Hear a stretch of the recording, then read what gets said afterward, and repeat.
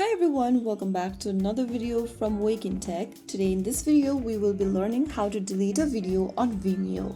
So first of all, open your Vimeo application and sign into your account. Once you're inside the main home page, go ahead and get to the Manage option at the bottom center, and all of your videos that you posted will be displayed in this Manage page. It will be inside the Library tab. Go ahead and select the video you want to delete.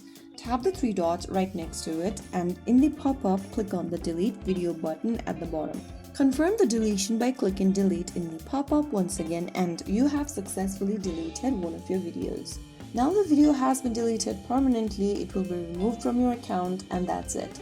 If you found the video helpful, don't forget to like, share, and subscribe to our channel. I will see you again in the next video. Thank you for watching.